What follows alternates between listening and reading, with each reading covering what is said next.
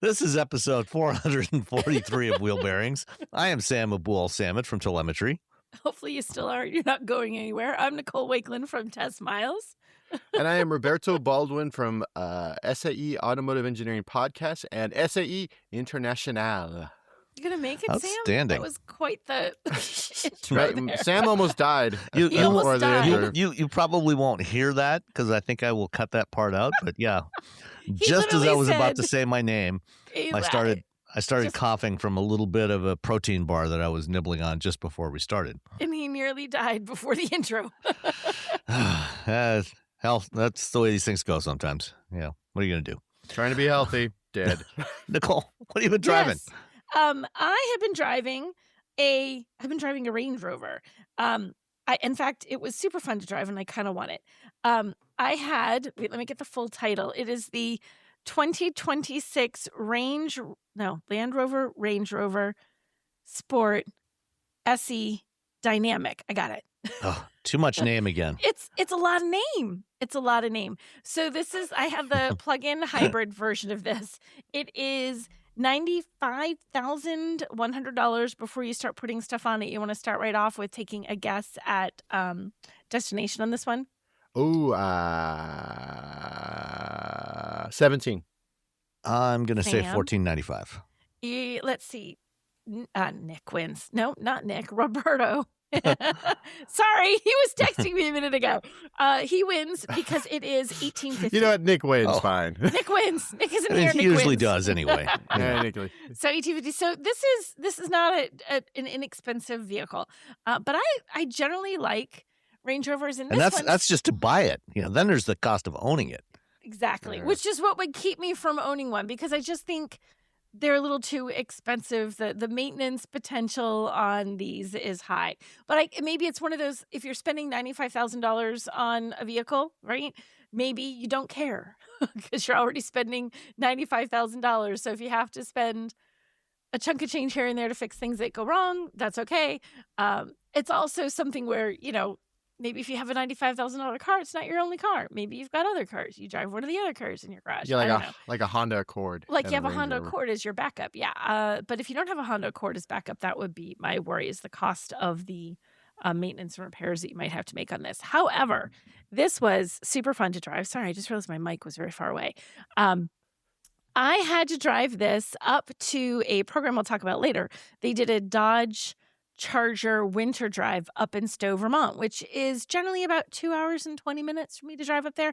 So first I had this lovely long drive in this driving up to Vermont, and it was super comfortable. Like This is the most Vermont thing is you can I know. Vermont Well, on it the was way to that, the Vermont. It was that or Subaru. You had to pick one. You had to either drive It's either that this or you had to Connecticut. drive a If you went to Subaru. either of those states and you're Right? driving this, you're I'd like, have been yeah. fine. So I Yeah. was very on brand for this drive. So driving it up, super comfortable, nice big infotainment screen, incredibly nice to drive and quiet, despite the fact that it's very boxy looking. But I've liked the Sport. I've always liked the Sport. I think it's a fun vehicle. It has, with the hybrid, it's a 3-liter, 6-cylinder PHEV in there, 454 horsepower, 487 pound-feet of torque. It moves. You mash the gas and it moves. So I thoroughly enjoyed driving the handling, the ride. It's very comfortable, plenty of room in the second row. Was great for handling all the mess that is the New England roads during the winter. But that gets me to the gist of the story. So because this was in Vermont, it was 2 hours and 20 minutes from my house. I'm not going to fly up there. I drove, which means I'm going to drive home, which means I can leave whenever I want after the program. And I had This is why every event in Northern California is the best event. I'm like, well, I'll see y'all later. Right? Let's So just drive home. I tried to do Robbie and say, see y'all later, because we were supposed to be getting snow and ice later that night. And I didn't want to be driving home in the morning and dealing with ice. And it was, because it was going to go into like early morning hours. And so things would have still been a mess. And I'm like, I'll leave before the storm, because the storm isn't supposed to hit southern New Hampshire till about, 10. I left just after 8. I thought it'll just be starting when I get home. How'd that work out for you? So 20 minutes into the drive, whoosh, right? And I'm like, oh my God. And so there's a road that you take from Stowe down through New Hampshire. It's 89 is the route. It's just a highway through the middle of nowhere. There is nothing on it. There's very few spots where there are lights over the highway. There's no humanity, so there's no lights from, restaurants or businesses or anything along the side of the road. It is dark. It is dark on 89 during a good night. When you add in the fact that it was snowing like crazy, it's a little nerve-wracking. I'm not going to lie. It was definitely white-knuckle driving. In fact, I did not see a plow the entire time I was driving back. Now, mind you, my 220-minute drive was almost 3 hours and 20 minutes. So when I say it got bad because you just were at a crawl. There was a point on this highway where it's 65 and everyone's going about 30 because there's just snow like everywhere. But you were comfortable, right? I was coming, but you know what? Also, I was very coming, but did the Range Rover Sport SE Dynamic have sufficiently good tires on it to manage these kind of weather? I had not looked at the tires. In fact, I forgot to look before they took it back, but it did. It handled it beautifully. It was really good. And it was, if ever there was a test of whether or not you can drive a car in winter, this was it, man. This is the kind of weather that you try and avoid. This is why you buy an SUV in the first place if you live in New England, because you're like, I got hours. Well, you buy a proper vehicle with proper all-wheel drive SUV. Every SUV is sort of like. But you want something, yeah. But that's why we do it. Like literally, this is why I'm like, this is it. This is why you buy this, because you want something with the ground clearance with you to get over the snow that's not going to get bogged down. You want something that has, the all-wheel drive. You want all that because you never think you're going to need it, but then when you do, man, you are really happy that you have it. It handled all of it beautifully. So I went through all of winter's very many varied incarnations. We had light snow that was light and fluffy. Then it turned to practically like water, like it was snow, but it was so heavy coming down. It was just packing under the wheels. Then it cleared up for a minute. I thought I was out in the clear, but it turned into a freezing rain that was so heavy that it was literally, I was hitting the wipers every 5 seconds because as soon as it hit the windshield, ice. Just, it was, and I think either I'm going to give this car the best test of its life or I'm going to die trying. That's where I was. And it was amazing. Now, the one thing I did notice, and this is just because you drive for 3 hours in the snow like that, and when you get home and you release your hands from the steering wheel, you're like, oh my God, I was really gripping that wheel really tight. Little tense? I like little tense. My shoulders were actually stiff. I was like, it was truly some of the worst winter weather that I've managed to drive in, and it was for a long time. The only thing, so here's my only gig against it. So when you're driving in that kind of weather, remember how I said there's no lights? So when it's whiteout conditions like that and you can't see the edge of the road, you're basically just making your own lane. It's a 2 or 3 lane highway depending on where you are there, but you can't tell. You're just like, as long as I'm on pavement, whether I'm in the breakdown lane or my lane or the right lane or in the middle, you're just aiming for pavement at that point. And you're looking at the edge of the bump that is the snowbanks from the rest of the winter and the little tiny markers that mark out your mile markers and stuff, just desperately trying to stay on the road. It really is that kind of situation because the snow is so heavy you can't see. So it started to fog up and everything is on the touch screen. And when I had to check where things were, honest to God, to look away, it wasn't taking the hand from the wheel. I can drive one-handed and still look at that few seconds trying to look terrifying at the touchscreen was terrifying. I'm like, where is it? No, it's not there. Wait, I got to try again. Hold the wheel. Okay, I got to try again. Wait, can I still see the road? No, I got to try again. Because if you look away for more than 3 seconds, it's not like your peripheral vision can see where the road is. It's just white and you can't see anything. So I did find that a little nerve-wracking, and I don't know that I've ever run into that situation in a car with touchscreen controls before. So what you're saying is touchscreens are a terrible idea in all cars. No, not touchscreens are a terrible idea in all cars. What I'm saying is packing too many of your controls into your touchscreen is a horrible idea. Fair which enough. has always been my thing. All your climate control, all your volume control, anything that it involves drive modes, none of that should be in a touchscreen. Correct. That should all be something, your windshield wiper, right? your lights, all those should be physical controls if that it you had can been buttons figure on the out bottom, where they are without taking your eye off the wheel. It would almost make you want to move to China where they're regulating that those things should be physical controls. Almost. It would take a little bit more than that to get me to move to China, let's be honest, boys. But still, yeah. So that was, and as it's getting hot and cold, and when you're driving like that, your windshield fogs up, and then you got to turn it down because it gets too hot. It was over 3 hours in the car trying to use those controls to do the climate in that kind of driving. Not fun. No. So it's a gig against the car, but it's actually more so a comment on why we shouldn't put that stuff in the infotainment screen. It should be buttons. Yep. That, if you just had a little black buttons on the bottom of that screen that lit up, I could have glanced over and found it and like, yep, there it is. And if I hit the wrong one, I'm like, nope, I haven't hit it. I just, whatever, put it on auto mode, and then you'd hear it when it went to, the defrost. You can't even see if you're in the right spot without looking at a touchscreen. You can figure it out when there's physical buttons. Even if you drove the car all the time, you're gonna be in generally the right spot. But if you're not at exactly the right spot, you're not hitting the right thing, and you can't feel it. You're gonna build muscle memory. Yeah. Right. So you'll know, so if it's, if it's a touchscreen and it's your own car, sure, you'll know exactly where that is. But you still can't tell if you've nailed it, because you can't feel anything. If you have little buttons, you're like, oh, it's on the bottom. There we go. Like in my BRZ, I know the left-hand side is the fan, the right-hand side is the temperature. Exactly. I don't have to look at that. You don't in have the to look. In the Ioniq 5, I know that the where the temperature controls are, the physical buttons, I know that just a little bit to the right of those is warmer, so I can turn on the heated seats, and a little bit right of that is like the defroster for the front and back, Right. because they're actual physical things, as opposed to having to go, let me dive into here. Exactly. The touchscreen thing, I love a touchscreen. I do like having them for a lot of functions, and I think they give you a lot of versatility. But when it comes to climate control, I am not a fan. I want to just be able to reach out and touch buttons and see little lit up buttons on the bottom or on the side or somewhere, so I can really glance over and go, okay, it's there, and hit it. Because when you don't want to take your hands off the wheel, now hopefully you're not all driving in, a blizzard, or really, snowy nighttime conditions in the middle of nowhere like I was. But anytime you're driving when you don't want to take your hands off the wheel or your eyes off the road is the more it's having to make your eyes focus on something else. So the same thing would happen if you were driving in heavy construction for some reason, where you've got cones and Jersey barriers and stuff and lane changes. You really need to keep your eyes on the road. And that few seconds, it's really disconcerting. Yeah. So those are my thoughts. Loved it. Was brilliant in the snow, was nice and comfortable, and just looks fabulous and roomy and plenty of power, and handles well. But man, don't put those controls in your touchscreen. I will have more to share on that when I get to what I drove. Robbie? Yeah.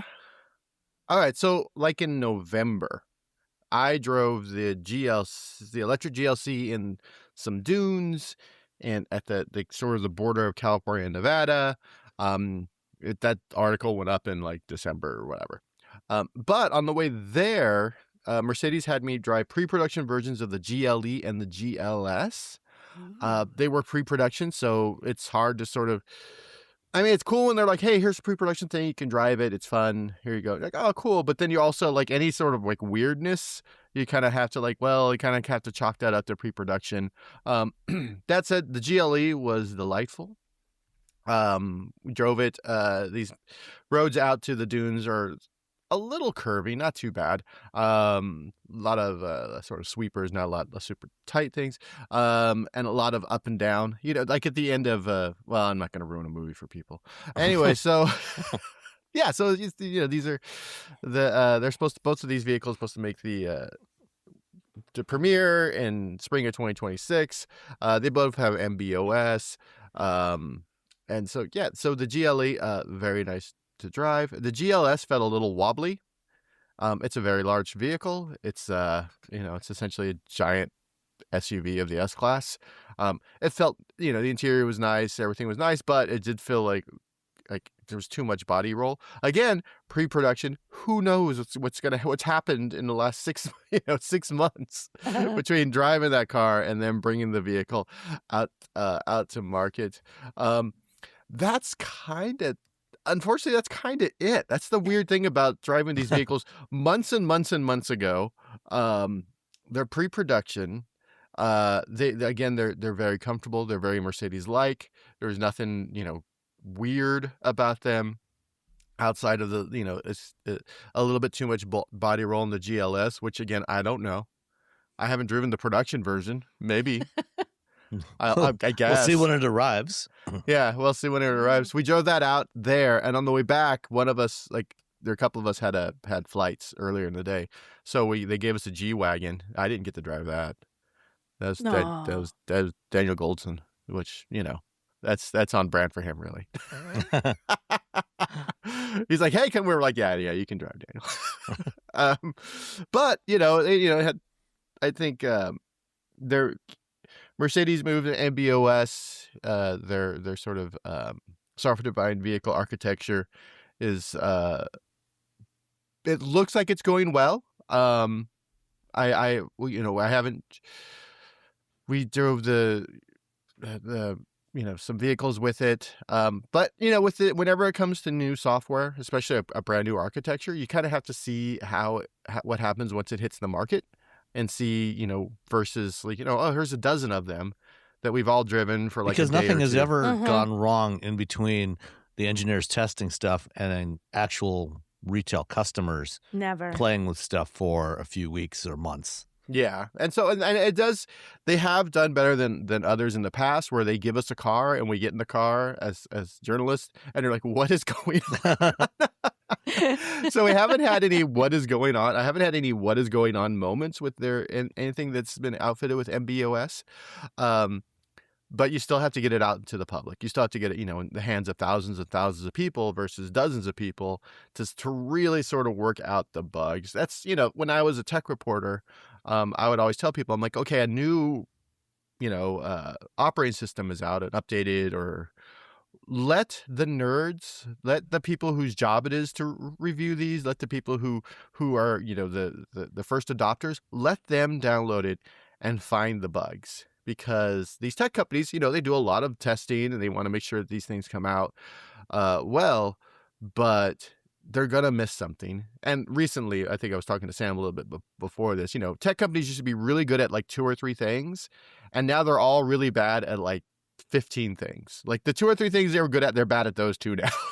So they got a little preoccupied with other stuff. Yeah. So it's, so the first buyers, they're kind of, they're almost like, I wouldn't say beta testers. These systems typically go through a lot of testing. But I mean, we can look back at, not to pick on Volkswagen, but they're sort of the biggest example of, hey, we have this new software and we didn't quite do a very good job at it. Like we weren't, it's really hard. They're hardly alone. I mean, yeah, and they weren't. Volvo and Polestar, Volvo, General Motors, Ford. Yeah. Everyone's had issues with software. Software is really, really, really hard. And if you're an automaker and you're like, oh well, we've been building cars for 100 years, we should be able to do this. You need to settle down, because not only is software hard, you have to build a software that's strengthened against way more instances, and it has to meet far more regulations than the software that's in a phone. Mm-hmm. And so it's not only is it hard, they have higher hurdles that they have to jump over in order to make this software, work out in the wild and work with thousands and thousands of customers who are all doing something slightly different when they drive their vehicle. So that's it. GLE, GLS. Once we get a some time with the production vehicles, I'll have a better idea. But for pre-production, they drove well, except for some body roll. Not bad. Right. Did you know you can support Wheel Bearings directly? Head to patreon.com/wheelbearingsmedia and you can become a patron today. Your contributions will help fund the platforms and tools we use to bring the podcast to you. And exclusives and improvements are already on the way thanks to your generosity. So if you want to be part of an automotive podcast like no other, head to patreon.com/wheelbearingsmedia. We've updated the Wheel Bearings merch store, and now there's a whole bunch of new choices, new colors, new styles, T-shirts, sweatshirts, hoodies, hats, mugs, travel mugs, stickers, aprons, tote bags, you name it. You can get your Wheel Bearings merch at shop.wheelbearings.media. Go check it out. That's shop.wheelbearings.media. Well, last weekend, my wife and I went to Denver for a few days to spend a little time with our daughter before she heads off. 2 weeks from now, she will be in Vietnam, learning to teach English to Vietnamese people. But before that, we went to Denver. But actually, before we went to Denver, got to spend a few days with the latest Toyota Sequoia capstone. I've driven the Sequoia before. It's fine. It is not. I don't think it's one of Toyota's best efforts. This is basically SUV version of the Tundra, and the Sequoia comes only with Toyota's rear drive hybrid system. So the capstone is their equivalent of a Yukon Denali or a Silverado or like a always RST forget the from Sequoia Chevrolet. exists. The Sequoia, as does most of the market. I always forget because there's like the Highlander and then like every other, and I completely forget about the Sequoia on a regular basis. Yeah, it's fine, but it's not great. The hybrid system, and I will say that the hybrid powertrain in there actually sounds surprisingly good. It actually sounds more like a V8 than a lot of other engines, including those that actually have 8 cylinders, because it's a 3.4 liter twin turbo with Toyota's hybrid system, which means it's like 430 horsepower and 560-ish foot-pounds of torque. So it's got plenty of performance. Performance is not the issue. What it doesn't have is great fuel economy. While driving this thing, I averaged about 17.2 miles per gallon. Yikes! Which is not highway? Great. 17.2. I got better from the V12 in the Vanquish. Yeah. Oh my gosh! And of course, it weighs way less than a Sequoia. I was not drag racing this thing. I was just driving it around. Doing some city driving, some highway driving. I drove it out to, where did I go? Somewhere for something. I can't remember now what. It was that impressive, huh? Somewhere for something about for someone. Hard to remember which day I was at what thing. So, but it's good, but it's not great. When you compare it to a Tahoe or Suburban or an Expedition, or a Wagoneer, it's not that impressive. They strangely enough on the latest generation Sequoia, the previous generation actually had an independent rear suspension. They went back to a solid axle rear suspension on this one. Okay. They basically took the same stuff that was. I think it's probably because a lot of people forget it exists. And so the volumes compared to some of the competition are not huge. And so rather than creating a separate independent rear suspension just for the Sequoia, they went back to essentially what's in the Tundra. And so that means, the third row room is not great. And because it's a hybrid, the hybrid battery extends back, back there. You have actually very little cargo room in the back. Like, going to the airport, with just 2 carry-on bags and 2 duffel bags or 2 backpacks, could barely fit all that stuff in the back of this thing. So this was, not a whole lot of storage space back there if you actually need to use the third row. The capstone does have better interior materials and fit and finish than compared to most of the other Sequoias, which tend to have a lot of more hard plastics. So they did cover it up with some nicer materials. And it's got the 14-inch display, and the Toyota multimedia system, which is good. Apart from my complaint about, only showing one thing on the screen at a time. But that will probably get replaced at some point in the next couple of years with the new version that's in the new RAV4.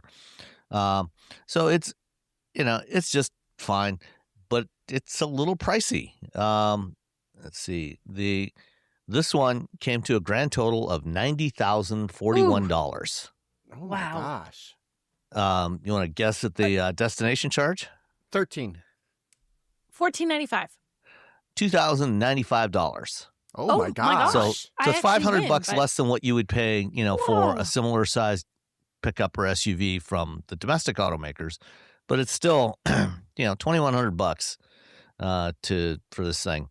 So that's, the capstone starts at $84,435. Only a few options on this. The TRD performance package with dual air intake boxes, which is probably why it sounds so good.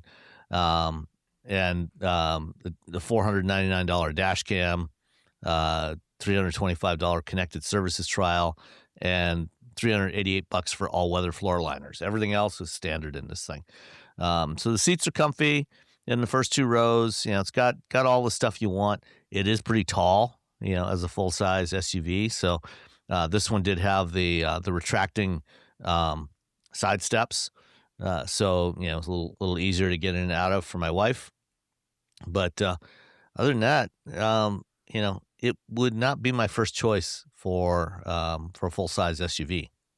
There's just, I mean, unless they have unless I was like a real hardcore Toyota fan and really wanted a Toyota. It's so weird because you can get the Highlander if you want an EV. You can get the Grand Highlander if you want gas. There's the Land Cruiser. There's the 4Runner. It's such a weird, like, it slots between like the Highlander and the what's it called? I just said it. The Grand Highlander? The Land Cruiser. A Land Cruiser. It kind of slots. Well, except the Land between... Cruiser's smaller than this. Yeah. So it slots in between those. Yeah. The Highlander, but it's just it's just there. Yeah. Like, whereas like the bottom end of that size, where it's like CHR, 4Runner, Corolla Cross, like all those, like those seem to have found markets. Where Sequoia just feels like it's, the Sequoia. And I talk about like how Toyota has an SUV and each of them is 1 inch smaller than the one before it. Yeah. Like they have an SUV for every bit of the going from the CHR, actually the Corolla Cross, all the way up through the Sequoia. Yeah. And, I think if Toyota really wants to steal some sales away from especially the GM full-size SUVs, because they kind of dominate this market, they need to try a little harder. Yeah, the Sequoia just sort of like gets lost in the shuffle. Like everything kind of looks a little different. Everything seems to have like a little bit of its own personality. And the Sequoia is just sort of like, well, you didn't get the Grand Highlander. That's what the Sequoia feels like. Well, you didn't get this, and you didn't want something cool that looks kind of cool, like the Land Cruiser. You didn't get, you didn't buy nostalgia. So yeah. So when we landed in Denver, went to this parking garage and picked up a Polestar 4, and this is a car that really leaves me with very mixed feelings.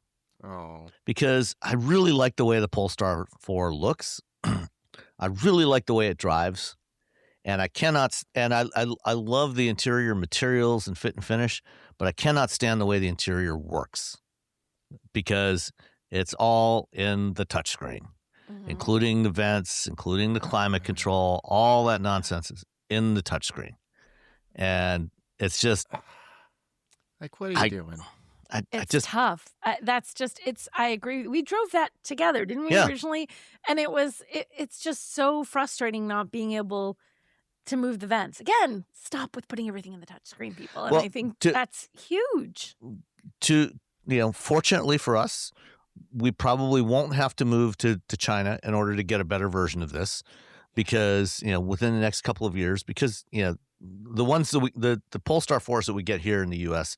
are actually built in South Korea, but it's based Polestar along with Volvo are owned by the Geely Group, and so this is based on the same platform that was used for the Zeekr 001 and some other Zeekr models, and because of the new regulations that go into effect next January, at some point in the next year or so, Polestar is going to have to redesign this stuff, because this does not meet those new requirements in China where they have to have physical controls for this stuff. So hopefully those changes, those redesigns, including the door handles that have to pop out and all the touchscreen controls on the inside, all of that will get reworked, and we'll get an updated Polestar 4, hopefully, for our market, probably by, 2028. Hopefully, next couple of years, because apart from that, I really like everything else about this car. I like the size. Like I said, I like the way it looks. I personally, unlike Jason Torchinsky, am not offended by the absence of a rear window. because, having driven the Volvo C40 and many other cars that have this narrow little male slot of a rear window, it's like it's pointless anyway. I'll just use the digital mirror. Everything else about this, I really like. To your point about the digital mirror, I didn't realize, because I too am fine with digital mirrors, and I know for some people that have vision issues that there could be genuine issues. Focus issues, because you got to focus differently. I have asked almost every automaker. I'm like, is there put a diopter or something that you can adjust the focus for people who may have focus issues? Because you look in a mirror, you're looking into infinity. If you're looking into you're essentially looking at a display, and they all look at me like I'm an idiot. Yeah, but they all what do you mean? I'm like, so don't you have older people, or don't you have people who can't see that close? Especially people who are shorter than me. So you're sitting closer, and if you have to wear readers, I have to wear readers now because I'm old. Also, I took some medication once that messed up my eyes. But if you're short, that means you're sitting closer to this screen, and if you wear readers, now you can't see what's going on behind you. And they're all like, "What do you mean?" I'm like, "Oh, guys, come on." Yeah, and aside from that, though, I like them. There are people who, even though they can see them fine, they don't have a reason why they can't use it, think that the worst invention ever. They can't see. They don't like everything. It. They think they're horrible. You don't have to see the back seats. And you don't have to worry about the back seats. You don't have to worry about cargo in there. You see a wider view of the road than you would otherwise. You see an unobstructed view of everything behind you. But there's people who are I don't know. They're just no, we should have a real mirror. And I'm like, what? Why? I like the digital mirrors. I think they're better. And I know there's vision, like you said, vision issues for some people, but for the rest of us, they're great. None of these people have driven a van, is what I'm trying to tell you. Yeah. An Econoline van or a large transit van to anywhere, where they're just I can't. There's in some of them there just is no mirror, because you can't. There is no mirror. There's no rear windows. There's nothing there. There's nothing except for the windows in the doors right beside you. That's as far as the glass goes. That's all you got. All the rest of it, solid steel. Yep. Yeah. So what do they do if they have to I imagine if they have a trailer behind them, they must lose their mind not being able to look in that and having to use side mirrors or something. I guess. I don't know. I like the displays. I like to switch back and forth. Sometimes in some cars I'm like, oh, this is nice. Oh, well, I'm gonna go back to this. But yeah, I'm not. I don't hate them. And I don't hate them. Some people really hate them, though. It's not a matter of they can't use it because they have vision issues. They're just no, this is the work of Satan. I'm like, is it really? Because I don't feel like it's that bad. I think they're kind of cool, but okay. Actually, I will try to get somebody from Gentex, because they make most of these digital camera mirrors systems. I mean, they invented them. I will try and get somebody from Gentex on for an interview so we can talk about that. Cool. And you can ask that question, because, Robbie, they are the ones that actually make these things. So it's not going to be somebody from an automaker that's Volvo, GM, whoever. Yeah. It's going to be them. It's going to be them that's going to figure out how to do that. Because I have it in my, my camera. When I look in through my camera, I have to adjust the diopter. And that makes it so I can see, when I take photos, I'm actually, my photos are in focus. Because if I didn't, I would have to use my glasses through my camera, and that doesn't work well. But yeah, so I'm always curious, how is it? Could they do it? How they do it? You set it up with a profile. So the Polestar 4 I had 544 horsepower. Very comfortable seats, 100 kilowatt hour battery. It is officially rated at the version I had is officially rated at 280 miles of range. Depending on which wheel and tire package you get, you can get versions that are rated at over 300. But driving this thing around, I drove it around Denver. We drove out to Golden, went out to Red Rocks with our daughter. Drove up to Boulder to visit TFL. Had recorded a podcast with Roman and had lunch with Roman and Tommy. So, drove around quite a bit with this thing, and it averaged 3.5 miles per kilowatt hour, which actually comes out, to well over 300 miles on a charge on this thing. Nice. And, there were a few times when I, used the, a significant portion of that 544 horsepower to make a passing maneuver, and then, slowed back down again. But I mean, this thing, I think in real world driving, you can easily get 300 miles with this thing. One suggestion, since at various times either my wife or my daughter was sitting in the back seat, and they like the glass roof that's in this thing, but there were some times, depending on where the sun was at, where they would have liked to trim to cover that up a little bit, or reduce the amount of light load. And Polestar does offer an electrochromic glass roof as an option that has a coating on there. It's kind of, if you've ever flown in a Boeing 787, it has that, where basically it'll go almost opaque. Actually, I think the Nissan Leaf has that as an option now too. There's a number of other vehicles that have that as an option. It's a $1,500 option. It wasn't on the car that I was driving, unfortunately, but it's that's something you might want to consider as an option if you're getting these. I probably wouldn't go with the performance pack. The one I had the Plus pack. It had the 21-inch wheel options, which is pretty good. The performance pack takes you up to 22-inch wheels and gets you Brembo brakes and sort of other things. That's $4,500. I don't know that you necessarily need that in this car, because it's going to significantly degrade the ride quality. But it does get you the Swedish gold accents, including the gold seat belts. Woo! You know what? That's worth it. That. So, I drove a Del Sol with sport springs. I had race springs that I could have put in it, and I think the sport springs were more than enough. Yeah, but it was because those were like kidney busters. Yeah. No, I didn't get yellow nothing. I didn't get gold nothing when I put those when those were on that car. I think the 21-inch is a good compromise. Even the 20s are good, but I think that is sufficient. I don't think you need the 22s, and the 21s look really good. It's a very sharp looking wheel, as are the 20s, the base 20s. So yeah, drove it around quite a bit, in a variety of different conditions, in both, urban, suburban, and highway driving, at various speeds, and was I genuinely really liked driving this car, except for the human machine interface, which is just horrendous. They have an animal mode though. They have a dog mode. They do. So, they that's cool. Yeah, and my wife was scrolling through the menus trying to see what else was in there, and found the animal mode, and so I had to explain to her what that was for. So that's something that, apart from some of the Tesla, Rivian, some of the other EV only companies, that's something you don't typically find in a lot of cars yet, which seems unusual, because if you're going to build an EV, it's just a little bit more software. Doesn't take anything to do it.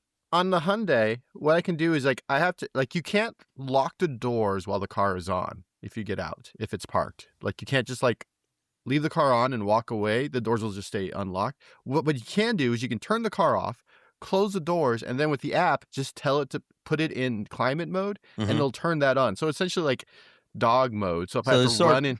Sort of a way around that, a way to achieve the same thing. But it doesn't say that it's my dogs are chilling for the 3 minutes that I have to run inside, because they are very attached to me. If I leave, they're what is happening? Why are you out not in the car?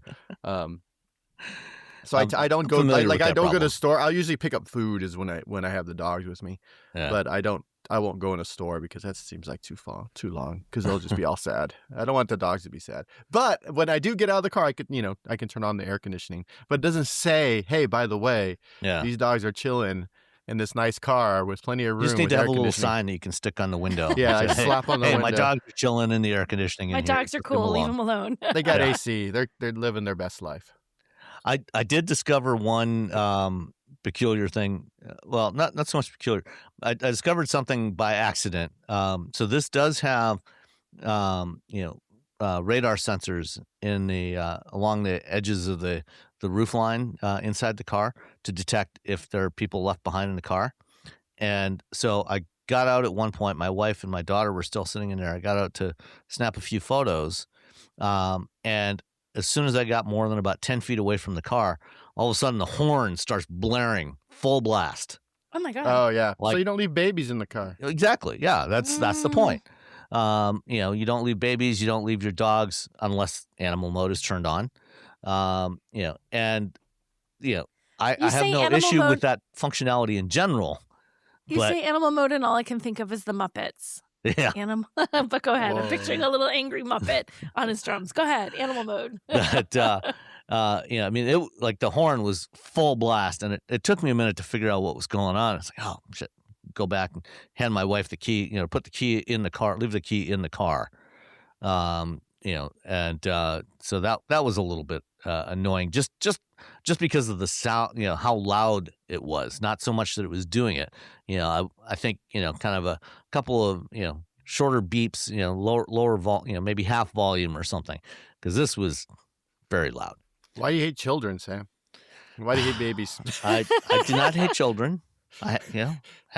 We got a couple of them. I'm good with kids. I have. That sounds like you're not good with kids. I have been a first robotics coach. I've coached flag football. I'm fine with kids. I have no issue with kids. I just think that the horn didn't need to be quite that loud. That's all. Doesn't mean that's so loud. Settle down. Settle down, Polestar. Yeah. So let's see. Sticker price, the Monroney on this one says $71,600. You want to guess at the destination charge? 15. $12.95. Robbie gets it by $5. It was $1,400. Oh man! But if you go to Polestar.com right now and actually configure this car, they actually have a $10,000 discount on this. So if you configured it exactly like this one, instead of $71,600, it would be $61,600. Which, again, I think given what you're getting, I think, like I said, the interior materials and everything on this, it feels, much more premium than what you would get in, say, a Tesla or a lot of other vehicles. It feels like a very premium car. It's just, that whole interface thing that is problematic. But $61,000 for this, I think is not a terrible price. I think it's fine. So let's see. While we're in Denver, something we haven't done very much of lately is talk about like cookies and stuff. And so is that what that picture is? That was actually a croissant. Oh my God! He sends me a picture at the beginning of the podcast. It's just texted to me, and I'm like, "What is this? What is this picture? Where did it come from?" Oh my God! It looks so good. On Sunday morning, my wife and I, wanted to go out somewhere, get some breakfast, and get some coffee for her and get some tea for me, and so she did a little online search and found a couple of different places. We went to the other place the following morning, but on Sunday morning, we found this place called La Croissanterie Denver. Oh, that sounds like a beautiful place. Actually, shares its building. It's owned by the same people. They added on the croissanterie, I guess, about 7 months ago. They hired a pastry chef, but it shares its space with a place called Ruby's Good Shoes, which does brunch all day. Excellent. And so the croissanterie, we went in there first, and then we realized, they also have this other place over here on the other side of the wall here. And we looked at the menu and said, yes, we will have breakfast here. And it was outstanding. I highly recommend ordering the what kind of croissant is that? Is it pistachio that is the green? a pistachio croissant, and it's filled with this pistachio cream in the middle. But It's got like bright green stripes like in the pastry dough, so it looks like it's striped green. Oh my gosh, it looks amazing. All the stuff they have looks fantastic. It tastes fantastic. We also had an almond croissant. We didn't eat all of these while we were there. We had those boxed up to go and shared them with our daughter and her boyfriend. Sure you did. Sure. They each got a bite. There we go. That I believe. One bite. And there was a chocolate croissant and a whole bunch of other stuff. Highly recommend this place. Like I said, if you are in Denver, and you're in the mood for some pastries, highly recommend. And the address, the website link will be in the show notes. Highly recommend you go check this place out. Or if you just want to have breakfast, I had what they call the international, or what they call the American breakfast, which is a typical, couple of eggs and some smashed potatoes and other stuff. But our waiter, because I ordered it, you have choice of bacon, Italian sausage, chicken links, or vegan sausage. I ordered it with the Italian. So he said, "Oh, you're going to have the international breakfast then." So he was a fun guy. But yeah, the food there is outstanding. And the service is great. And I highly recommend it if you're looking for a place to have some brunch or just get a cup of coffee and a croissant. Is really, next time really in Denver, yummy. that's it. I mean, the name alone, croissantery, I'm in. Yeah. So that was our little visit to Denver. Nice. Actually, there was one more thing related to Denver. Which is while I was waiting on Monday to pick up our daughter, when we were heading to, I was waiting, sitting outside her apartment before we were heading up to Boulder. I was sitting there, and in this area where she lives, which is not far from Capitol Hill in Denver, but basically a lot of central Denver is like this. You get a lot of smaller apartment buildings, smaller homes that are packed in, like one right next to the other. Nobody's got a driveway. Everybody's parked on the street. And so most of these streets, you will find cars parked up and down curbside, both sides of the street. And there's generally barely enough room for two cars to pass each other. And while we were sitting there waiting a couple of minutes for our daughter to come out, I grabbed a picture of this because I wanted to use it for a future presentation where I often talk about autonomous vehicles to show here's a potentially challenging situation for these things to come along. And I took a picture of the street with cars parked up and down both sides and barely enough room for two normal sized vehicles to pass each other. And I think if there were like two Hummer EVs or two TRXs trying to pass each other, it would be a non-starter. Anyways, I'm sitting there looking, and I see this vehicle coming towards us. And as it got closer, I realized, oh, that's a Waymo Ojai. That's the little Zeekr robotaxi that they're currently testing. Because they've been testing in Denver for a couple of months, and they're going to be launching there sometime in the next few months. And saw this thing come by, and I'm not sure if it was being driven autonomously or manually, because there was a safety operator in the vehicle. But as she came by, she saw me there with my phone taking pictures of her, and then put up her hand in front of her face, I guess. Did not want to be photographed. So Waymo is currently they're testing in at least 10 cities. I think the number is actually more than that. By the end of this year, when I talked to them last month, they want to be running commercially in 20 cities across the U.S. and actually the U.K., including London, by the end of the year. But right now, they're testing in Denver, they're testing in Minneapolis, here in Detroit. They've been doing some testing in New York and Washington, D.C. and Miami. So they're testing all over the place, and they will be getting around quite a bit by the end of this year. Interesting to see that rollout. Yeah. All right. Next up, Lexus. Lexus has announced pricing for the new ES. So that's their midsize sedan. That traditionally the ES has been based on the Camry. It's basically been a rebodied, fancier Camry. The new ES is something a little different, and it's going to be coming to market as with a choice of either a hybrid powertrain or a full battery electric version. And guess which one is actually the cheapest? Well, it's not. I saw the headline, so it's not really fair. Well, all right. It's the EV. The front wheel drive EV will actually be the cheap one that comes to market. So that's going to be using the same powertrain that's in the Toyota BZ and the CHR. 221 horsepower, about 300-ish miles of range, and it's going to have a starting MSRP of $48,795.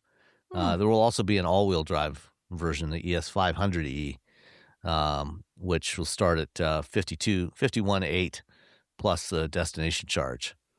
That's pretty impressive. The hybrid, I think, is starting at like $51,000, so a couple thousand more than the base battery, the front wheel drive battery electric version. Dun dun dun. The drama. I don't know. So no gas only versions of the new ES when it arrives later this year. Wah-wah. I'll be driving the ES in somewhere in California in May. He's like, I don't know where I'm driving. It's hard to keep track of all the places we go to. I think it's somewhere near San Diego. Oh yeah, in La Jolla. It's in La Jolla. That's where it is. Oh, okay, that's nowhere near me. Yeah. All right. Let's see. Next up, Scout.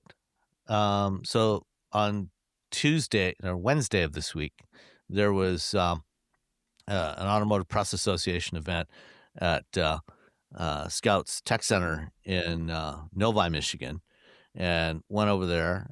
They had a presentation from Scott Keogh, who's the CEO of Scout, and then he did a fireside chat with Mike Whalen from CNBC and answered some questions and had some interesting details. So, there's been some reports recently that Scout was pushing back their launch to 2028, which is they initially denied, but now it's kind of sort of true. Oh. So what it is that production is still planned to launch in the latter part of 2027. So about 18 months from now. But the actual customer deliveries won't start till early 2028. So so it's 2028. Yeah, it's 2028. Yeah. All right. But Keogh did say that the factory, the building is done. They've started equipment installation. They're going to start the first of 4 phases of pre-production builds on the production equipment in the second half of this year. So sometime this summer, they will do a first batch of pre-production vehicles off that equipment, and then as they continue iterating, there'll be 3 more batches done over the course of the next 12 months before they start series production in the fourth quarter of next year. Did they give a reason other than Volkswagen? No, he did not give any reasons. I wonder if it has to do with the increased complexity of making an E-Rev versus an EV. I think that's part of it. Yeah. One of the questions that did come up from Frank Marcus at Motor Trend was he asked about trailering, because the Scout is kind of unique in its E-Rev. Most E-Revs have the engine up front, where the engine would normally go in a combustion version. Scout's doing this a little differently. They're actually mounting the engine at the back of the vehicle, behind the rear axle. And they're using the Volkswagen, a version of the EA888 2-liter 4-cylinder, which is in like almost everything that VW builds. Mm-hmm. And that, putting it back there means, it's got some advantages for Scout in that you don't have to run all the exhaust and fuel lines and everything else back and forth up and down the vehicle. Everything is mounted back there. It's the whole range extender system is essentially just a module that they can bolt into the back. So it actually makes it pretty simple for manufacturing. But the downside is now you've got this weight of several hundred pounds hanging behind the rear axle. And when you're towing a trailer, you have to look at 2 things, not just how heavy is the trailer, but what is the tongue weight? And with this extra weight back there, that means that the E-Rev version, although it will be able to tow much further than the BEV version, it's going to tow less. They're not saying exactly how much less. There's been some speculation that the tow rating for this thing could be as low as 3,500 pounds. I think right now they're looking at about 5,000 pounds, versus 10,000 for the BEV version. But he said they're actively working on improving that tow rating as much as they can for the E-Rev. But what's nice is I had this big tirade on not a tirade. I think it was just informational thing on Blue Sky. It wasn't a tirade. It was just like, hey, because a lot of people from the Bay Area, it's Tahoe, and Tahoe's just gets dumped on, and then people go up and they're like with their summer tires and their RAV4, and then they're like stuck alongside the road. So I was just sort of like, hey, be careful when driving up there. Make sure you how important tires are, blah blah blah. And then I had this little thing about pickup trucks are not as great as you think because there's no weight in the back. So the rear-wheel drive, there's no weight. They're just spinning around, flipping over. But with the Scout, because you have the engine in the back, this is actually the pickup truck you can take on. Well, I was saying EVs because EVs weigh more anymore, so you're fine with an EV pickup versus a gas. But with this one, you're living the dream, I guess, for that one instance. As long as you're not towing. I mean, if you're throwing your skis, your snowboards in the back of the truck. Yeah, you're ready to rock. Fine. Yeah, but not towing. Yeah. Well, I mean, it's a light towing. I mean, people are going to be towing motorcycles and quads, whatnot with this. This isn't, I don't know, maybe teeny tiny little trailers. This is a full size truck. I mean, this is similar in size to an F-150. I always forget that it's full size and not mid size. Yeah. But even if it was a mid size, even 5,000 pound towing, that kind of like the only other midsize that has such a low tow rating is the Honda Ridgeline. Most of the others are about 7,000 pound tow ratings. So that is potentially going to be a real challenge for Scout if they can't find a way to get more tow rating with the E-Rev version. That's going to be a problem for them. Yeah. Yeah. Cause that kind of, Cause it's still I think they're going for adventure. Rivian is their big competitor now. I don't think, and Rivian can tow 11,000 pounds. That's a huge difference. But it does not have an E-Rev. But it does not have an E-Rev, so you got that going for you, which is not nice, I guess. I don't know. Yeah. So, but in the future, things are weird. Well, there's the Ram, there's the Ram E-Rev, which is coming out in the second half of this year. That is going to be able to tow 12,500 pounds. And but then it's not that much different in size from this. Yeah, but I think Stellantis has really hurt themselves with anything that's electrified. I know a lady who bought a Jeep E-Rev, like a Jeep electric Jeep, and it did not work out for her at all. Really? What happened? I don't know. A lot of things went wrong. I felt bad. She's a real nice lady. She did not deserve what happened to her. She did not deserve what happened to her. Thanks, it's guys. Like when bad things happen to good people type situation. That was my moment. Yeah, I know. Let's see, what else did they share? Starting price is going to be around $60,000. He did not give any indications as to, kind of what trim levels you're going to have. That's all coming later. So for $60,000, we don't know what you're actually going to get for that price. Presumably that is at least a battery version. It's not an E-Rev version, but we don't know. Scott did say that, about 87% of the orders so far, 160,000 plus reservations, are for the E-Rev. And they expect it to be about 3/4 SUV, 1/4 pickup trucks, roughly. Feels fair. Right. Which is similar to the split for Rivian between the R1T and the R1S. So we still don't. There's still a lot we don't know about exactly what you're going to get at any price point. That's all coming later. But just that they're still working on this. It is going to have, it's going to use the Rivian VW electrical architecture, and have the over-the-air software update capability. He did say that they are open to producing other non-Scout branded vehicles in that factory in South Carolina, because there's been some speculation recently that there could be a new Audi that's based on an Audi G-Wagon competitor that's based on this platform. And so, that could be interesting. Although, they're going to, when they start production, the plant is going to have a capacity of 200,000 units on 3 shifts. They're going to start with 1 shift, and gradually build up.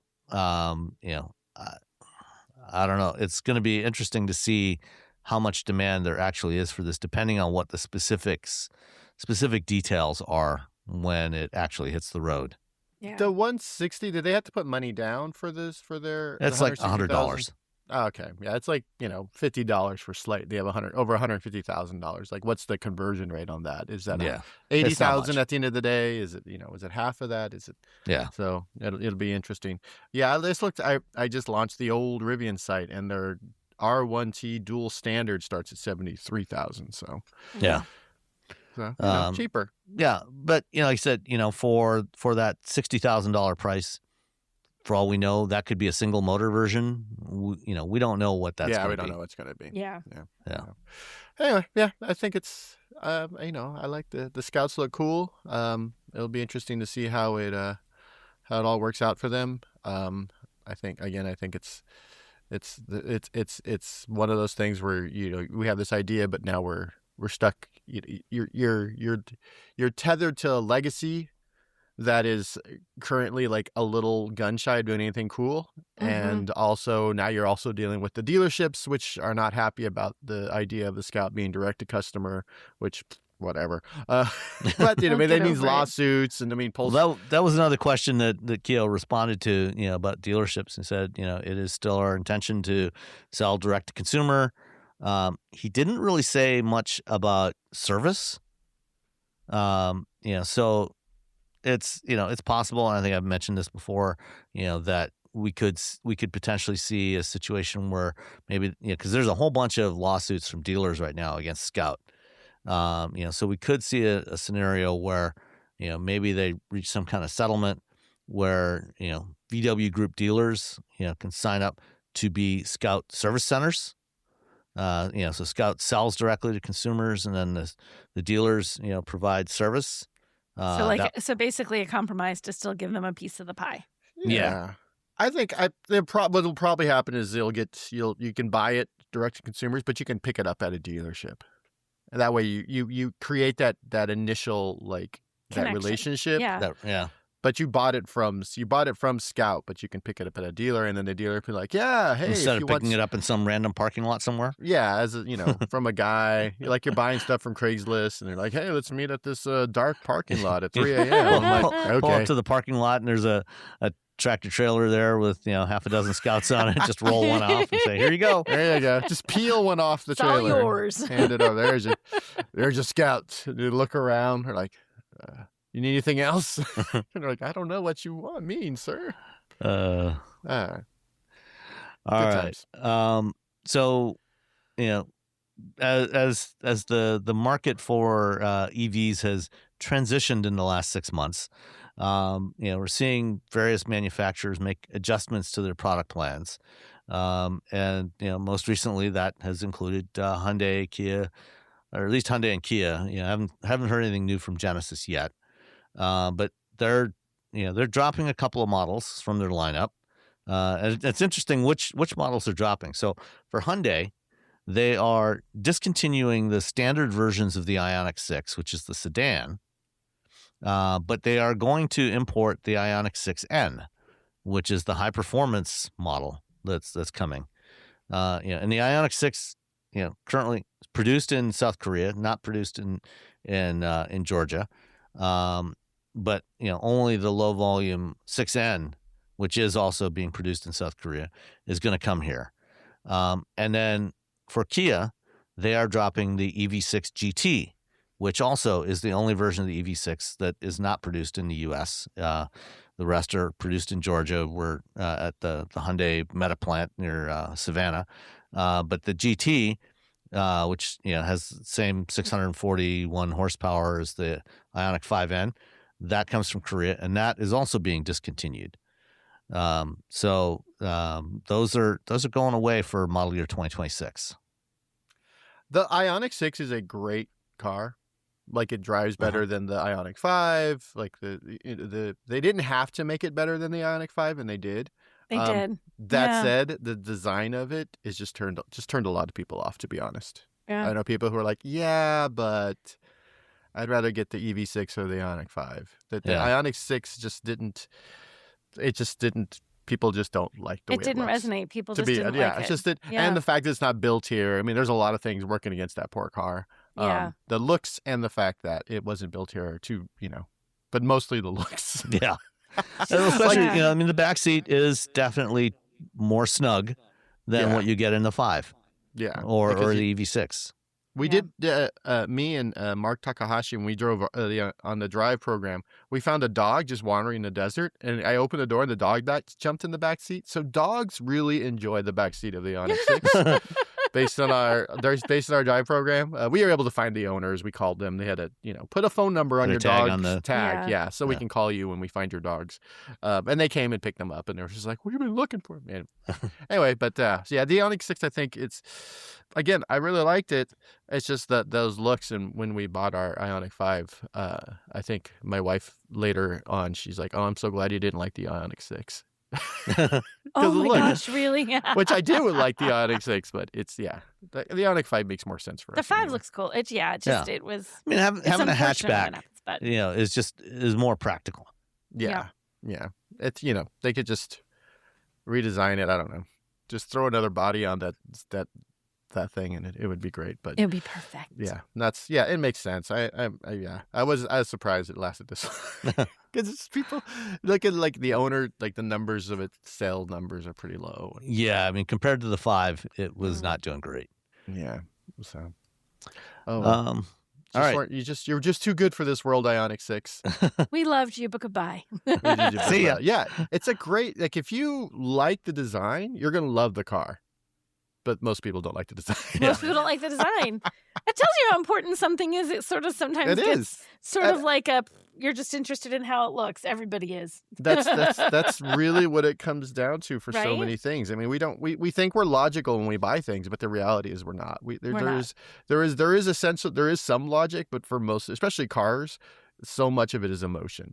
So much of it is like, I've always wanted this car. Are you saying that people make irrational buying decisions when they're spending a lot of money? Yeah, on cars they do. So yeah, who would have thunk it? Yeah, I know someone. Who knows? They might do something like buy an electric Jeep. Yeah, maybe. Oh, right. I'll take it. No, I mean, we've all been there. Yeah, I wanted it. I knew it was going to be perfect. I'll say it a million times, but I didn't think it was going to be awful.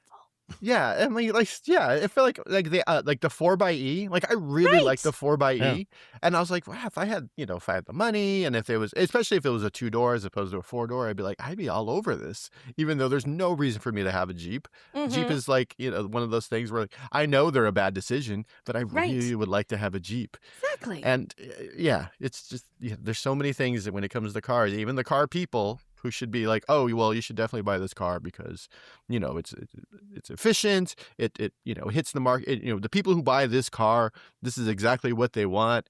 All the things, all the logical things that we should bring to every decision. Even we're like, I'd really love a Carmen Ghia.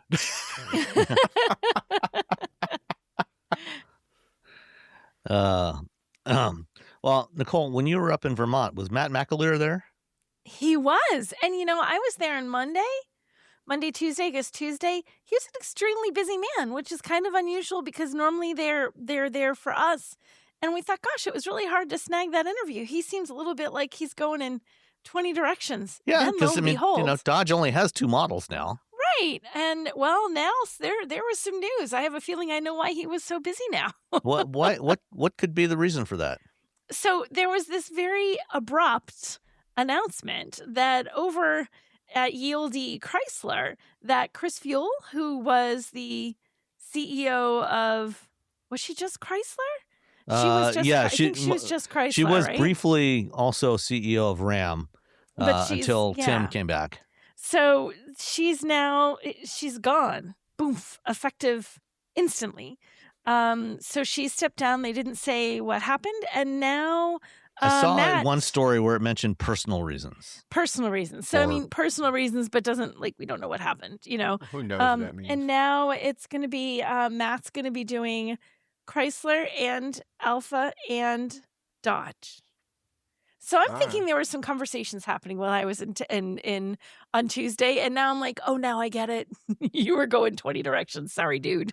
Being the CEO of Chrysler is a funny thing because they have one car, one vehicle. They're supposed to be adding a whole bunch more eventually, someday. Eventually, but they have had one vehicle for how long? 10 years?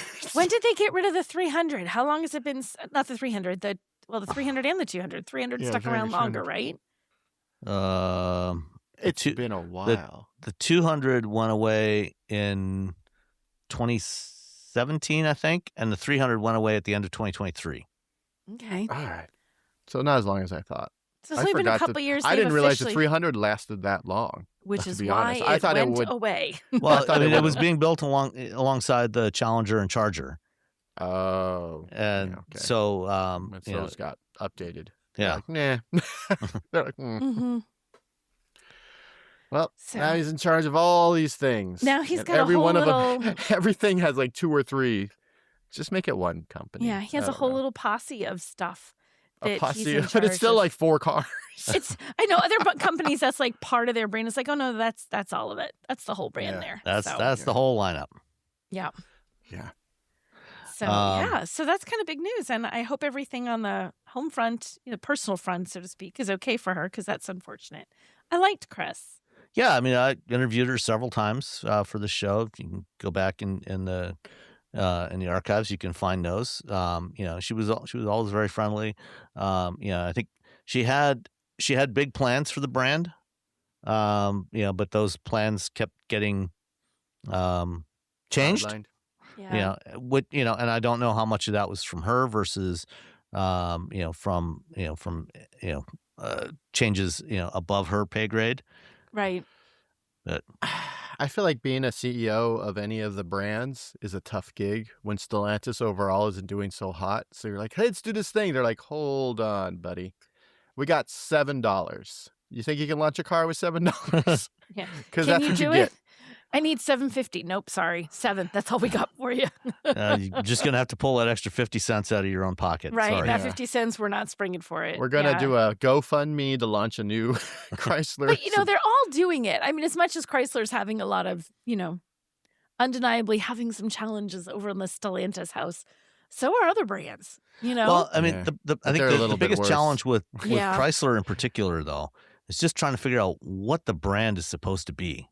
In right now the 2020s. It's the minivan brand. Yeah, it is. I mean, we know what Ram is. Ram is trucks, and and eventually a big SUV. Dodge is muscle cars. Jeep is Jeeps. All road. Yeah. Jeeps. But what is Chrysler supposed to be?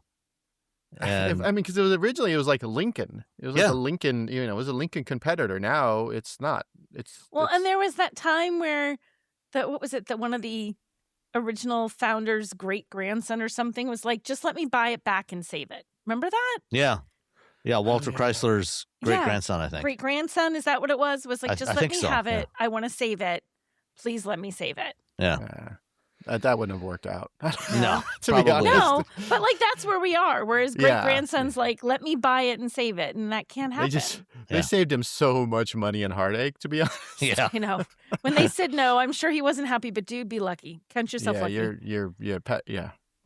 We can't always get what we want, but we try sometimes. Yeah, we get what we need. It doesn't always happen the way and we you hope. need to not buy Chrysler. Yes. It's kind of like buying Warner Brothers, and if you ever listen to the Vergecast, one of Nilay Patel's perpetual lines is the one way to destroy your company is to buy Warner Brothers. It happened with AOL. AOL bought Time Warner. It happened to, almost happened to AT&T. They managed to offload it onto Discovery just in time.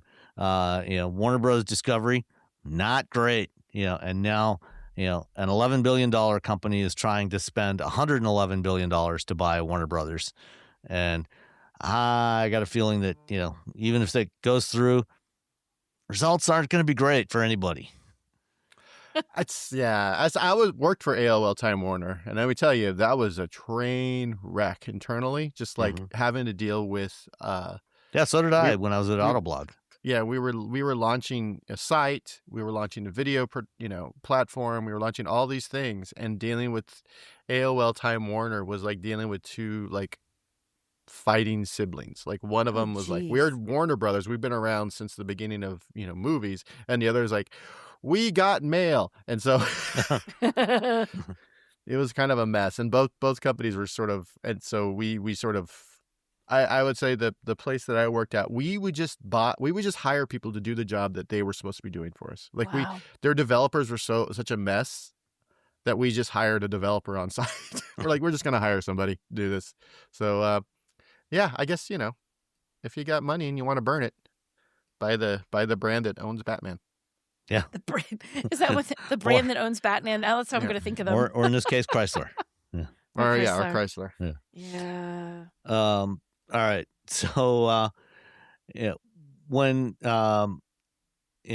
you have factories in places that have storms, especially when it's a car factory, one of the things that can happen is sometimes storms will come along and cause huge amounts of damage to the cars, that are waiting in transit outside the building, waiting to be picked up and transported to dealers. This happened in 2023 at Kia's factory in West Point, Georgia. There was a huge hailstorm that damaged more than 13,000 vehicles. Wow. Parked outside the assembly plant waiting for transportation. Wow, that's a lot of cars. Either the Allstate insurance agent is just like, what? Add that to our list of commercials. Yeah. So after that, dealing with that little issue of 13,000 hail damaged vehicles in one parking lot, that's a lot. That's a lot of hail. Speaking of which, there was big storms that whipped through western Michigan the other night, and somebody posted video showing this tornado that was whipping around, just on the other side of this little lake. And my wife sent me this link, and I'm looking at this. I'm thinking, this is a 90-second video of somebody watching this tornado moving very, very rapidly. And tornadoes tend to change directions on a whim. If I'm close enough that I can see a tornado, I'm not seeing it because I'm hiding. Yes, exactly. Why are you standing there filming this instead of getting down into the basement of a building somewhere? No way. I'd be like, what's the innermost room in my home? Anyway, after the storm, Kia went to a company called Vehicle Protection Structures. And they built a 3.2 million square foot overhead canopy system over this parking lot to protect the vehicles, that were coming out of the factory from storms. But they didn't just build a roof over the parking area. They also installed a whole bunch of solar power.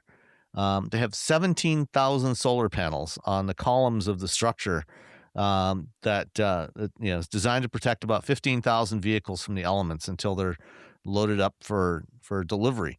The panels aren't all connected yet. They started construction in 2024, and they're working on. They plan to finish it up this quarter, so within the next few weeks. But some of the panels are still being installed, and this is pretty cool. I mean, if you're gonna build like overhead anything, just throw some solar panels on it. Get why money. not? Yeah, you're making some electricity out of that. Yeah, car factories use a lot of electricity. Yeah, you might as well get a little bit back. One of the Safeway, I don't know, one of the supermarkets, they put like like canopies over like the parking spots after they, this has only happened in the last year, and the place has been there for a couple of years, and they threw solar panels on it. They're like, well, I mean, why wouldn't you? Yeah. Go ahead, just do it. Why not? Throw the solar solar is cheap enough now that, especially, if you're putting it on a facility like that that's using quite a bit of electricity, it makes sense to do it. Yeah. No, it's and the sun, it's just there. Yeah. And if it goes away, we're all doomed anyway. So right, if it goes away, we have other things to worry about. Yeah, it's the least of our problems. Yeah. So, yeah. So, yeah, they, let's see. Apparently, 2025 weather and climate disasters caused about $115 billion in damage, including 23 events that cost over $1 billion. They don't give the price of this particular installation, but, I think compared to, writing off 13,000 vehicles from hail damage. Yeah. I think, this will probably pay for itself, within a few years. Yeah. Gosh, I can't even imagine the expense on that. I wonder if the insurance is like, you must protect these. We're not doing this again. Yeah. BYD, for the last several years, they've been selling a battery system in their vehicles that they call their Blade batteries.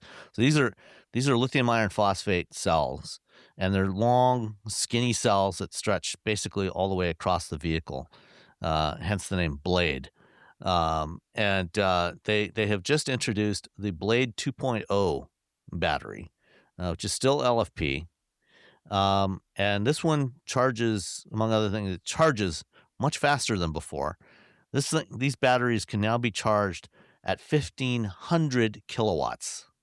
That's a lot of kilowatts. Yeah, that's almost it's about 4.5 times faster than the Electrify America station down the road. Is there any place you can get that kind of charging right now? You know what? In China. In China, you can. In China, but not here. In the U.S., I should rephrase that. No. There's no place in the U.S. you can actually take advantage of that. Yeah, well, you can't actually buy a BYD car here either, so. Isn't there like a place that has like 1,000 kilowatt for trucks or something? Yeah, there's some megawatt charging systems that have been installed for use with electric trucks. I think Tesla is in the process of installing a bunch of megawatt chargers to support their fleet of semis. I think they've got 14 that are either installed or in process of being installed right now. But those, again, those are targeted towards truck applications, not towards cars. And BYD is putting these Blade 2.0 batteries in their cars. So these things can charge from 10 to 70% state of charge in 5 minutes, and from 10 to 97% in 9 minutes. So that's just getting gas. That's just Pretty getting much. gas. That's just getting That gas. is absolutely just going to get some gas. Gas, a cup of coffee, maybe, not even the time it takes you to go to the restroom, probably. Right? You're not going to be allowed to pee anymore. Yeah. Sorry. Peeing's out. It's done. Peeing is done. Get a bucket. Yeah. Just little urinals right next to the charging stations. So BYD is planning to install 20,000 of these 1,500 kilowatt flash chargers in China this year. Jeez. Which is How many of them? 20,000. Wow. So when I started at SAE, I ended up talking to one of the former head guys at CATL, and he was very upfront. He's like, China's about 10 years ahead of us when it comes to EVs. And I'm like, do you think we're going to catch up? He's like, well, we're closing the gap. And then now I'm like, well, now China's like 9 years, 6 months ahead of us. And had the same conversation. I was talking with someone about it who's a big China expert. And I said, can we catch up? He's like, nope. He was not that optimistic. He's like, nope. They're so far ahead of us. We'll get to where they are, but we'll keep. But they will have already advanced beyond that. They're not going to stop. They're going to keep going. Yeah, so we're not always going to slow down and wait right? for us. So we're going to be chasing. We're going to be. They're not the big brother racing their little brother where they slow down, let them catch up. So they're like, hey, look, we're both racing and we're both doing well. Yeah, so no, it's just look at us kicking your butt. Shoot. Shoot. Dang it, that's not what I wanted to happen. Yeah, I mean, another part of this is that the system is also designed to work even when the batteries are very cold. Which has traditionally been one of the problems with EVs. is charging cold batteries. Usually you have to get the battery heated up. When they're cold, they've got a lot of resistance, and they won't take a charge very quickly. And so these things, these flash chargers, the whole system is designed to allow the batteries to be heated even when they're like ice cold. I think I saw something, when they're like minus 22 degrees, it only raises the charging rate by about 2 minutes. Wow. Sometimes I'll go to the store and I'm like, oh, I'm on the way to the store that has the EA station. We get free EA charging with the Ioniq 5. So I'm like, all right, so I'll put it in there. And I'm like 2 minutes from the store. So the car doesn't have time to like heat up the battery. Sometimes you'll see the little heater coils in the battery icon where it's like, oh, I'm heating up the battery. And I'll get there and I'll plug it in. And instead of like the 230 that I should be getting, it'll do like 110, 120 or whatever. And I'll walk in the store, buy what I need, get out, go out. It never gets to the temperature because I've decided to wait till the last minute and reminded, oh yeah, I should precondition my battery. This 2 minute, this is I did a whole video about preconditioning batteries and preconditioning EVs, and then BYD is like, nah, you don't need to do that no more. You don't need to do that. Forget it. And that's I think at the end of the day, like there's a lot of sort of nerdiness that goes into owning an EV. Which for some people like myself and for others, that's like awesome. I think the charging at home makes EVs like for a regular person like outstanding, but there is still a lot of little nerdiness, and this kind of like reduces all that nerdiness where you're like, oh, if you heat up the battery before you charge it, like regular people are like, what are you talking about, man? I'm so confused, man. What's happening? When your EV charges in 5 minutes anyway, why bother? Yeah. One thing they did ask the CEO of BYD about, obviously, these chargers take a lot of power, 1,500 kilowatts. And if you've got 10 of these chargers, you're talking 15,000 kilowatts, so 15 megawatts of power. And he said, all the ones that they're installing, these 20,000 chargers they're putting in this year, they're all going to be backed up by battery systems, so that, so those things will be charged at a slower rate, and they will be able to put out the, the full charge directly from the battery instead of pulling it all from the grid all at one shot. Yeah, that makes sense because, that's smart because then you can push it and then slowly. Someone else had something like that.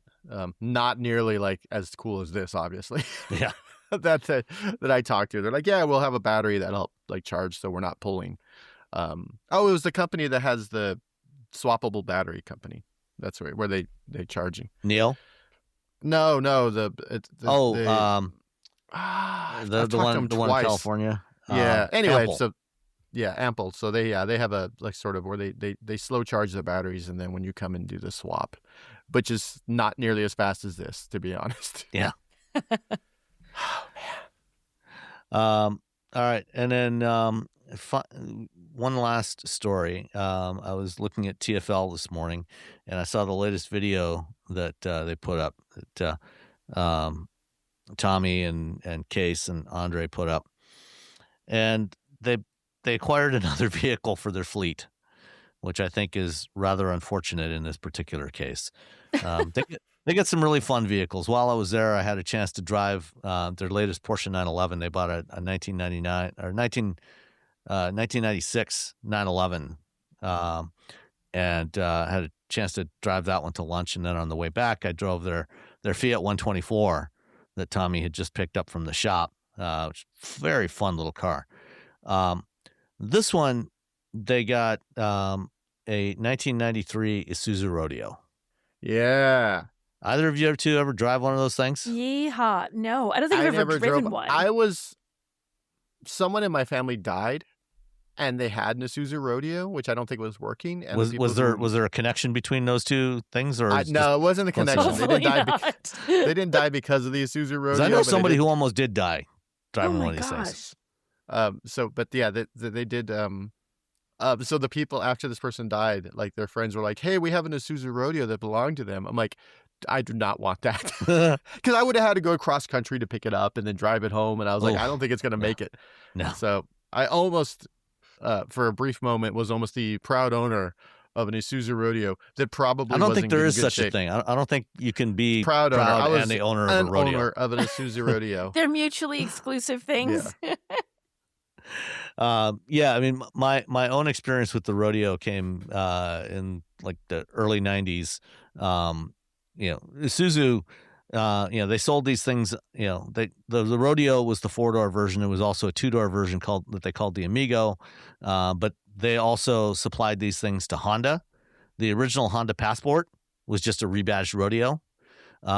They also provided them to GM's at that point European divisions, Opel and Vauxhall, where they were sold as the Frontera. And when I was working for Kelsey Hayes, we had a contract to develop our ABS system for the Frontera. So the Japanese built versions that Isuzu sold under their own brand and for Honda had a different ABS system on it, but for Opel, we had to put our system on it. And oh boy, these things, you could just look at it funny and it would flip itself over. It was Isuzu's like, so we had I didn't graduate from regular high school. I got kicked out of high school.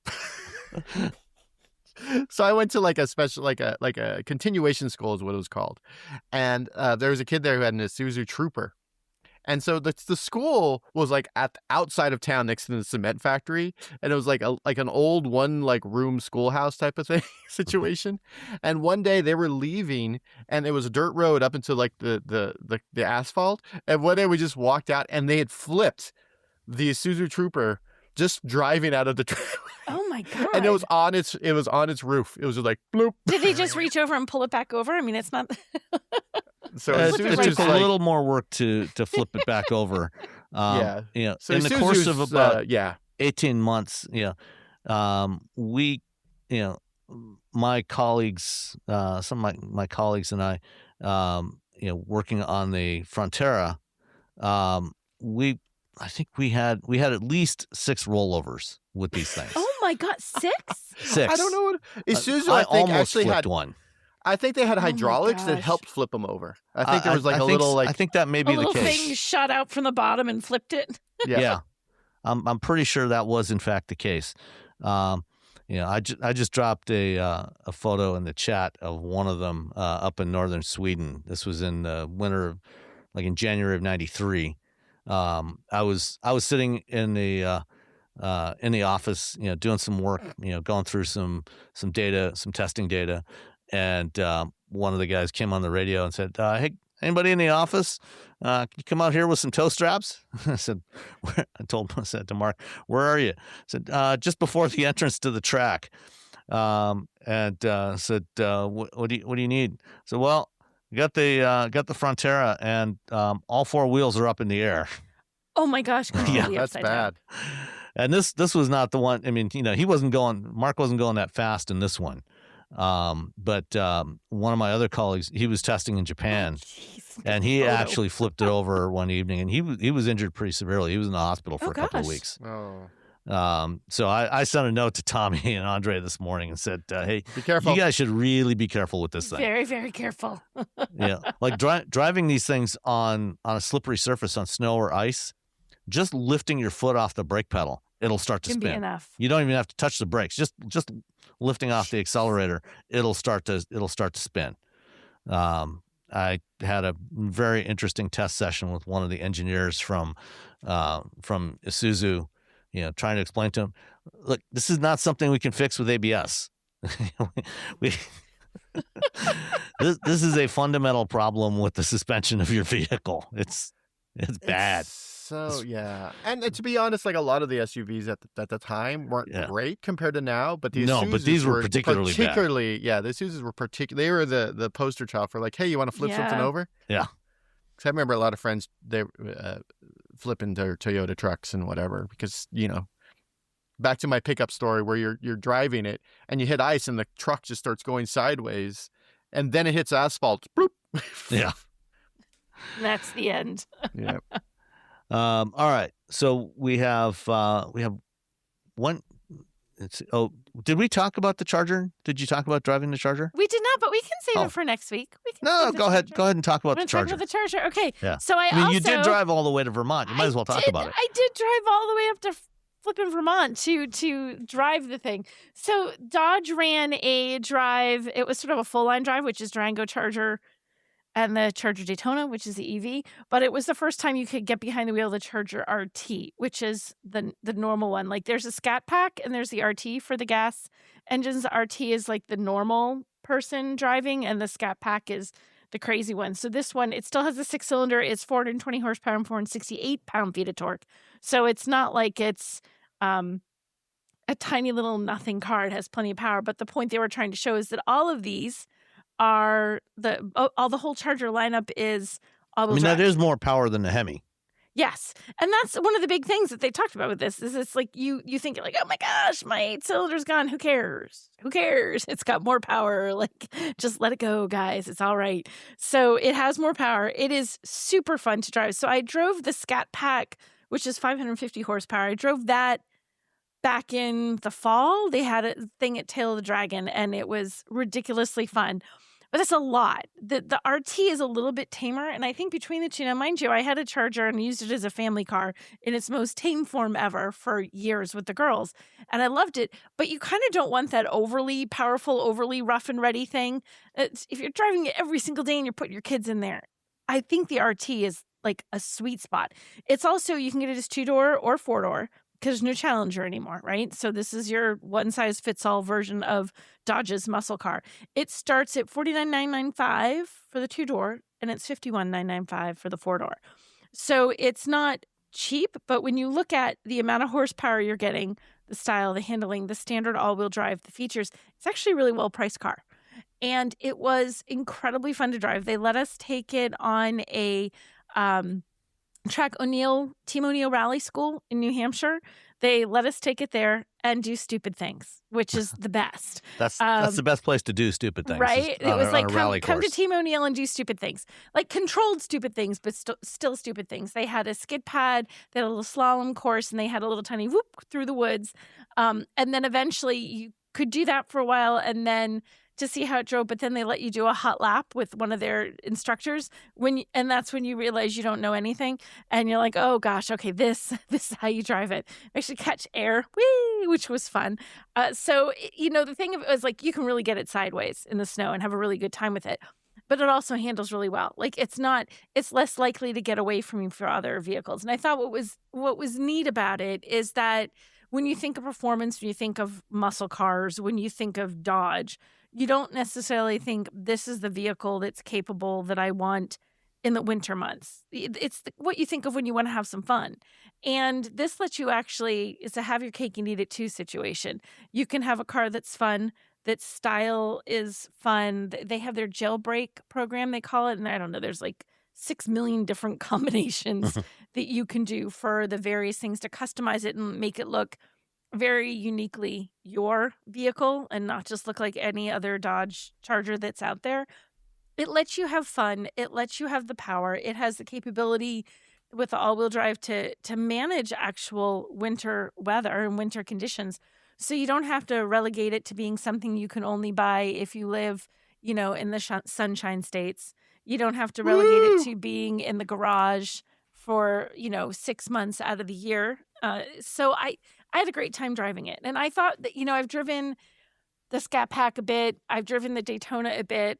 I think the RT is my favorite one. The Scat Pack is fun, but the RT I just feel like is the more practical version, and it's still plenty fun. And it just looks fabulous, and it sounds fabulous. So I was impressed, though. And everybody there, it was interesting talking to everyone, because they even had the Durango out there. Take a Durango out there in the snow. And uniformly, everyone said, yeah, you can get it. It can get away from you if you want it to. But it was very easy to keep it from getting away from you, which, in the rally school environment, you can let it slide. There's enough room that you would have to be an absolute fool to manage to bonk it into a snowbank. There's plenty of room there.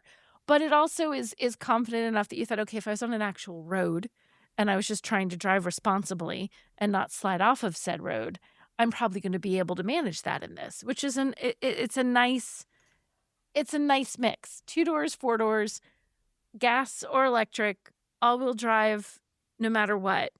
And a reasonable price, that starting price. So I had a really good time up there, froze my butt off, but it was a really fun car to drive. And it actually is really surprisingly a car you would not think of recommending for the winter, but I would. Bam. Excellent. Bam. Bam. All right. We have one listener question this week from David R. And it says, my wife and I are considering the Lexus TX, the non-hybrid, non-plug-in, as her next vehicle. We have great respect for the 3.5-liter V6 that is in her current 2019 RX 350L. For over 100,000 miles, it's been smooth, powerful, reliable, and it even runs on regular unleaded gas. We are a little concerned about the 2.4-liter four-cylinder turbo in the standard TX. Well, actually, this engine is also in the hybrid, because I think they have the hybrid max system in the TX, if I recall. Or is it I can't remember now. I can't remember. I think it's the Max. It could be. Anyway, the TX is a bigger, heavier vehicle, and Lexus and Toyota have been having teething problems with their new powertrains. We drive her RX 350L all throughout the sparsely populated desert Southwest with our dogs. Pembroke Welsh Corgis, excellent choice. See below. Cute dogs. Yeah. So reliability is at the top of the new vehicle equipment list. What are your opinions on this 2.4-liter turbo engine? Is it up to the task of powering the big TX for 100,000 miles? Is there any chance of Lexus putting the 3.5 back in the TX as the CAFE fines are being ignored? The TX appears to have enough room in the engine bay, or should we be looking at competitors such as the Acura MDX? So I think the answer to your core question of will they put the V6 back in the TX? Almost certainly not. No. I don't see that engine coming back. That engine's been around for a while.